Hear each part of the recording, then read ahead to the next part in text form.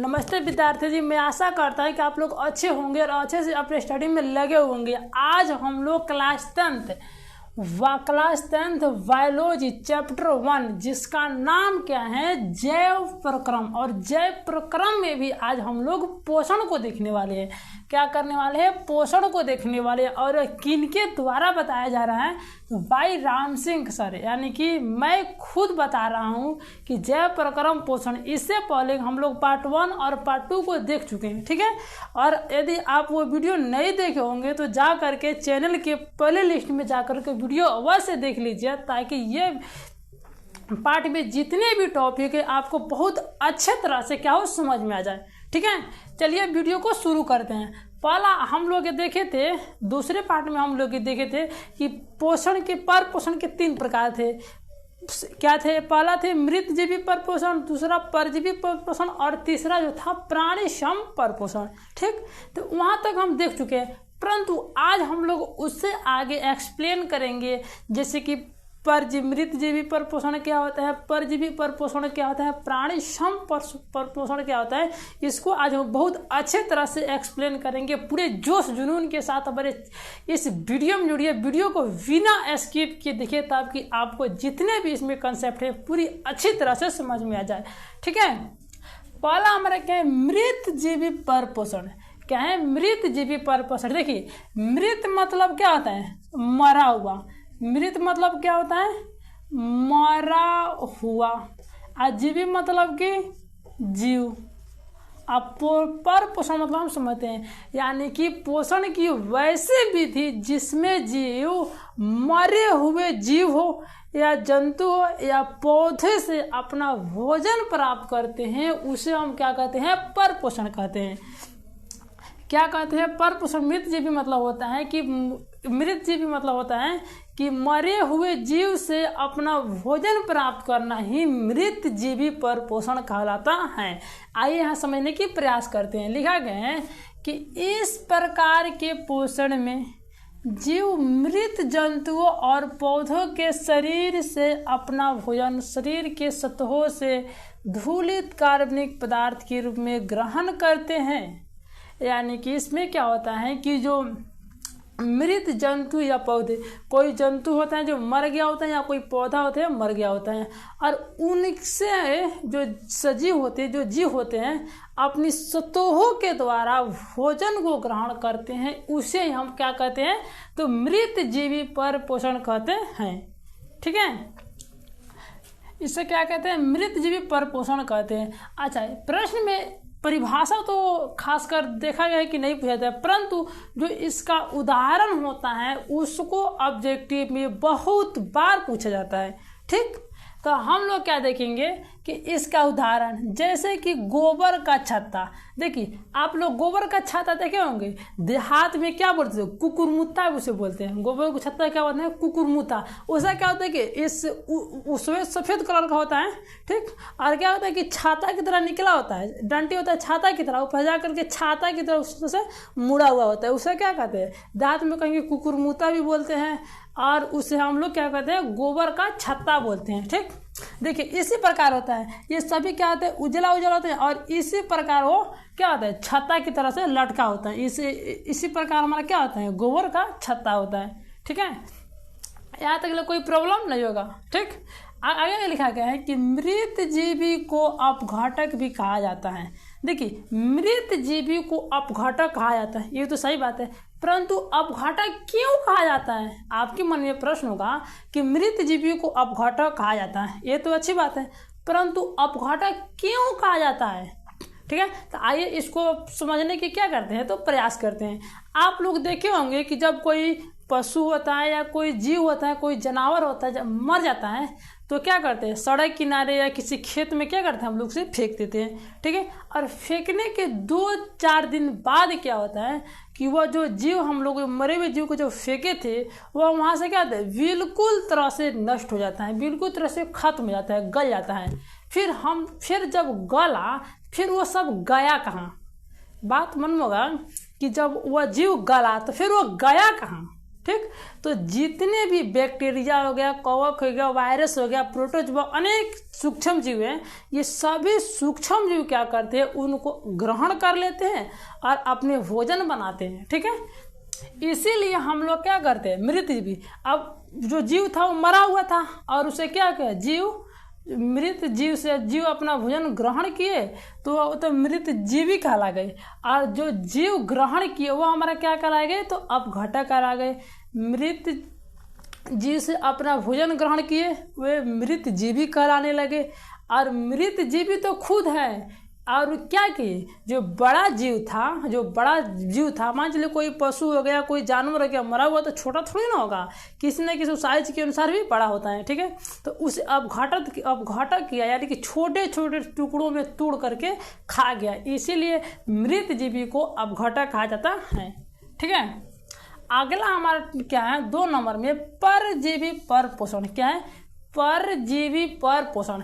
परजीवी देखिए समझने में कहते हैं, समझने में क्या होता है कि पर मतलब होता है क्या, दूसरा।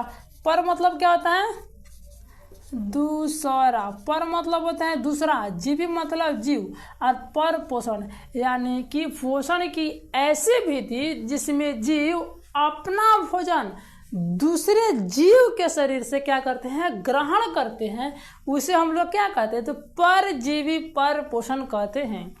क्या कहते हैं, परजीवी परपोषण कहते हैं। आइए यहाँ पे समझने की कोशिश करते हैं। लिखा गया है कि इस प्रकार के पोषण में एक जीव किसी दूसरे जीव के संपर्क में अस्थायी या अस्थायी रूप से रहकर अपना भोजन ग्रहण करते हैं। देखिए, अस्थायी और अस्थायी कहने का मतलब हुआ, अस्थायी मतलब होता है कि कोई जीव दूसरे जीव में स्पष्ट रूप से उसका अंदर चला गया और फिर अपना भोजन ग्रहण करता है। ठीक, और कुछ ऐसे जीव होते हैं कि जो एक जीव हो, ऐसे जीव होते हैं जो किसी दूसरे जीव के संपर्क में, यानी कि सट करके उसका सतह से चिपक करके अपना भोजन ग्रहण करते हैं, इससे ही क्या करते हैं, तो परजीवी परपोषण कहलाता है।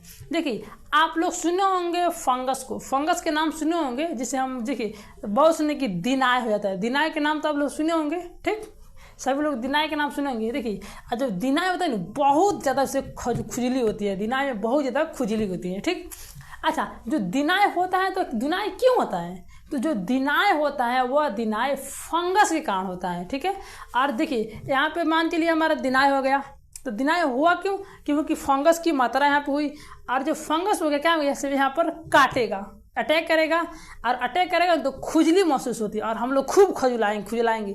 जैसे खुजलाएंगे ना वह शांत हो जाएगा, जो फंगस था ना वह बिल्कुल तरह से शांत हो जाएगा। ठीक, और शांत हो जाएगा, और जब हम खुजला करके छोड़ देंगे, तो जब खुजलाएंगे तो यहाँ पे तो जो चमड़ी था, चमड़ी तो हटा, और जब चमड़ी हटेगा तो और अंदर घुस जाएगा। जब चमड़ी हटा तो क्या होगा, और अंदर घुस जाएगा, और उसका क्या हुआ, और ज़्यादा पोषण प्राप्त हुआ, और फिर खुजलाएंगे, फिर उसी तरह से घुस जाएगा। इसी तरह से करते करते वह हमारे ब्लड के संपर्क में आता है, और हमारे पूरे बॉडी में, पूरे शरीर में क्या होता है कि दिनाय की मात्रा बढ़ जाती है। ठीक है, आगे समझ, अब आगे देखते हैं, जैसे कि अमरबेल। अच्छा, अब अमरबेल देखिए क्या होता है।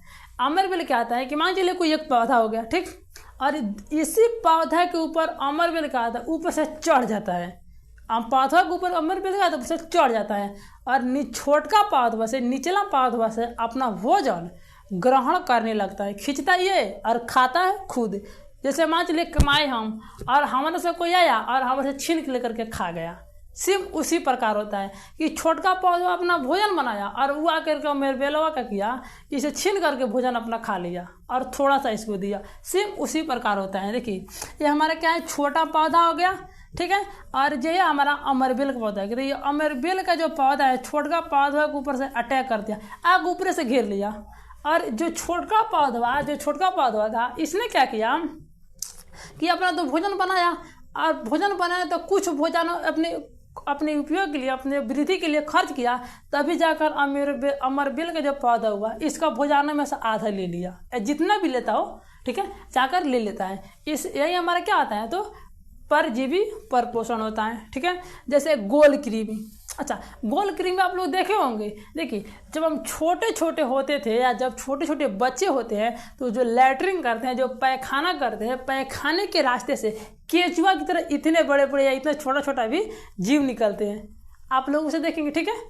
और वो क्या होते हैं, वही होते हैं कृमि, ठीक, उसे कृमि बोलते हैं। और कृमि भी कई प्रकार के कृमि होते हैं, गोल कृमि होते हैं, हुक वर्म होते हैं, टेप वर्म होते हैं, कई प्रकार के कृमि होते हैं।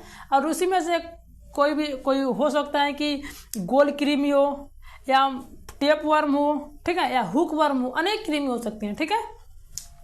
वही उसी को क्या बोलते हैं। अच्छा, जो वो होते हैं वो हमारे कहाँ होता है, तो हमारे पेट के अंदर जो बड़ी आंत होती है या छोटी आंत होती है, इसी के अंदर होता होगा। अच्छा, जो हमारे पेट के अंदर या छोटी आंत या बड़ी आंत के अंदर होगा, तो आप बताइए उसको भोजन कहाँ से मिलता होगा। भोजन तो हमारे आंत से या हमसे ही प्राप्त करता होगा, हमारे पेट में होगा या आमाशय में होगा, उसी से अपना क्या करते हैं, भोजन ग्रहण कर लेता होगा। तो कहाँ गया, स्पष्ट रूप से अस्थायी रूप से हमारे अंदर से भोजन ग्रहण किए, इसलिए क्या, वो तो परजीवी परपोषण हो गया, ठीक है। आगे मलेरिया। मलेरिया भी क्या होता है, हमारे एक प्रकार का परजीवी परपोषण होता है कि मच्छरों को काटने से कहते हैं मलेरिया होता है। देखिए, अब कोई मच्छर हो गया और मच्छर में मलेरिया की मात्रा उपस्थित है और आकर के हमारे विषय में काट लिया, ठीक है। और जब काटा तो हम मलेरिया जो था हमारे ब्लड में, हमारे खून में, रक्त में क्या हुआ, मिल गया, ठीक है। अब मिलने के बाद क्या हुआ, धीरे धीरे धीरे धीरे हमारे पूरे ब्लड में अपना जुगाव बनाने लगा। जुगाव बनाते बनाते स्पष्ट रूप से हमारे अंदर से वो अपना भोजन खाते ग्रहण करने लगा। और जब ग्रहण करते करते पूरे बॉडी में फैल गया, ठीक है। तो इसीलिए जो मलेरिया होता है वो भोजन किससे ग्रहण किया, हमसे ग्रहण किया, इसीलिए मलेरिया भी क्या है, परजीवी परपोषण है, ठीक है। आगे लिखा गया है, परजीवी द्वारा ग्रहण भोजन कार्बनिक पदार्थ सामान्यतः तरल पदार्थ है। सामान्यतः कहने का मतलब जो समान है तो कहा गया ना, ये बहुत से चीज़ों को इंडिकेट करता है। जैसे तरल हो भी सकता है, तरल नहीं भी हो सकता है। मान के चलिए जो परजीवी होता है अधिकांश तरल पदार्थों का उपयोग करते हैं, तरल पदार्थों को ग्रहण करते हैं। ऐसा नहीं कि केवल तरल पदार्थ को ग्रहण करेगा, ठोस को ग्रहण ही नहीं करेगा, गैस को ग्रहण ही नहीं करेगा, बिल्कुल ऐसा नहीं है, ठीक है। तो ये क्या करता है कि परजीवी जो होता है वह सामान्यतः मतलब ज़्यादातर तरल पदार्थ को ग्रहण करता है, ठीक है।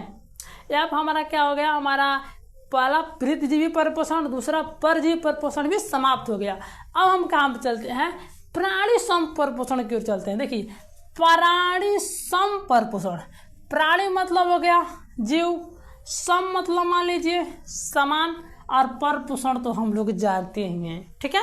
यानी कि प्राणियों के समान भोजन करने की विधि को ही परपोषण कहते हैं। कि प्राणी जैसे जीवों के भोजन करने की विधि को क्या कहते हैं, तो प्राणी संपोषण कहते हैं। आइए समझने की प्रयास करते हैं, ठीक है। लिखा गया, वैसा पोषण जिसमें प्राणी अपना भोजन ठोस या तरल के रूप में जंतुओं के भोजन ग्रहण करने की विधि द्वारा ग्रहण करते हैं।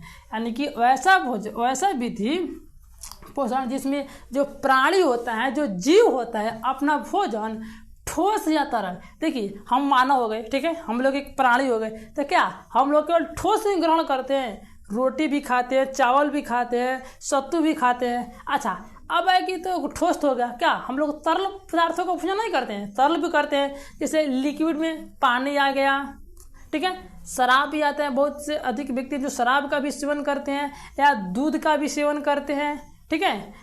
अनेक हो गया, अनेक पदार्थ होते हैं जो कि लिक्विड में होते हैं, द्रव में होते हैं, और उनका भी ग्रहण करते हैं, ठीक है। उसी प्रकार क्या होता है कि जंतुओं के भोजन करने में, जिस प्रकार जंतु, जितने भी जंतु हैं सभी जंतु एक समान भोजन करते हैं, ठीक है, सभी किस पर एक समान भोजन करते हैं। इसे हम क्या करते हैं, प्राणी सम पोषण कहते हैं, ठीक। आगे लिखा गया है कि इस प्रकार के पोषण सामान्यतः जंतुओं में पाया जाता है, और इस प्रकार के जो पोषण होता है, जो प्राणी संपोषण होता है, यह सामान्यतः ज़्यादातर देखा जाए तो यह जंतुओं में देखने को मिलते हैं। बड़े से जंतु होते हैं, इनके जंतु मतलब आप समझते ही होंगे, उनमें ज़्यादा देखने को मिलते हैं। जैसे मेढक, मेढक क्या हो गया, मेढक क्या करता है कि छोटे छोटे कीड़े मकोड़े होते हैं उनको क्या होता है, ग्रहण कर लेता है। वो क्या ठोस के रूप में ग्रहण करता है। जल को भी कोई ग्रहण करता होगा, किस में होता है, जल किस रूप में होता है, लिक्विड के रूप में होता है। मनुष्य जैसे कि हम लोग, तो हम लोग क्या करते हैं, लिक्विड भी ग्रहण करते हैं और ठोस भी, जिसे सॉलिड बोलते हैं, वह भी ग्रहण कर लेते हैं। क्या, गाय भी तो इससे वही बात। बकरी भी तो आप लोग जानते ही होंगे, ठीक है। यहाँ हमारा क्या होगा, प्राणी संपोषण का उदाहरण देख लिया। अब कुछ और आगे देखते हैं। प्राणी संपोषण करने वाले जीव को प्राणी संभोजी कहते हैं। अब यहाँ पर क्या लिखा गया है कि जिस प्रकार स्वपोषी करने वाले जीव को क्या बोले, स्वपोषण करने वाले जीव को क्या बोले थे, स्वपोषी। उसी प्रकार प्राणी संपोषण करने वाले जीव को क्या बोलते हैं, तो प्राणी संभोजी बोला जाता है। क्या बोलता है, प्राणी संभोजी बोला जाता है। क्या होता है, प्राणी संभोजी बोला जाता है। तो प्रश्न पूछा जाएगा कि प्राणी संपोषण करने वाले जीव को क्या बोला जाता है, तो हम लोग सही आंसर करेंगे कि प्राणी संभोजी बोला जाता है। ओके, आगे है कि अमीबा और पैरामीशियम प्राणी संपोषण पाते हैं। जो अमीबा होता है, पैरामीशियम होता है, उसमें भी क्या होता है, तो प्राणी संपोषण पाया जाता है। आप लोग अमीबा और पैरामीशियम को फोटो देखे हैं कभी? आइए हम दिखाने की प्रयास करते हैं। देखिए, ये हमारा अमीबा हो गया, ये हमारा अमीबा क्या होता है, केंद्रक हो गया। ये हमारा क्या होता है, तो ये हमारा कोशिकीय द्रव होता है, कोशिकीय द्रव होता है। और जो इस प्रकार निकला हुआ है ये वाला, इसे हम लोग बोलते हैं कुटपाद। ये हमारा क्या है, तो ये हमारा कुटपाद होता है। यही करते हैं, यहाँ पे कोई भोजन आया, ठीक है, इसके सामने, और ये वाला अपने आप बढ़ता रहता है, ठीक है। और आकर क्या गया, भोजन में इस प्रकार ग्रहण कर लिया और अपने पेट में लेकर चला गया, ठीक। और पेट में लेके जाने के बाद क्या हुआ कि उसको पचाएगा और दो भागों में खुद टूट जाएगा। जो अमीबा होता है क्या होता है, तो एक कोश के जीव होता है और दो भागों में टूट जाएगा। और इसी प्रकार क्या होता है, तो दो अमीबा का निर्माण हो जाता है, ठीक है। अच्छा, आप लोग पैरामीशियम देखे होंगे। देखिए, पैरामीशियम आप लोग चप्पल देखे होंगे, चप्पल के समान ही पैरामीशियम होते हैं। आइए दिखाते हैं। देखिए क्या है, जो पैरामीशियम होता है ना, चप्पल के समान होता है, लेकिन इसमें क्या होता है कि यहाँ से क्या होता है, मतलब क्या होता है, रोमा की बाल की तरह निकला हुआ होता है, ठीक है। उसे ऐसे माने तो चप्पल के समान ही होता है। और यहाँ पर जो इसका खाल स्थान होता है ना, इसे बोलते हैं गर्त, यानी कि कोशिका मुख। और इसमें क्या होता है, कोई तो मुख भोजन करने के लिए निश्चित स्थान नहीं होता है, लेकिन जो पैरामीशियम होता है, जो ये वाला होता है, इसमें क्या होता है, निश्चित स्थान होता है भोजन करने के लिए। कि जैसे हमारे मुख है कि हम लोग इसी तरह से भोजन कर सकते हैं, दूसरा कोई रास्ता नहीं है। उसी प्रकार इसे भी मुख होता है कि इसी तरह से, मतलब यहीं से यह भोजन ग्रहण कर सकते हैं, लेकिन कोई से नहीं, ठीक है। यहीं पर हमारा वीडियो समाप्त होता है। यदि आपको वीडियो अच्छा लगा हो तो कमेंट बॉक्स में जरूर बताएं। तब तक के लिए जय हिंद।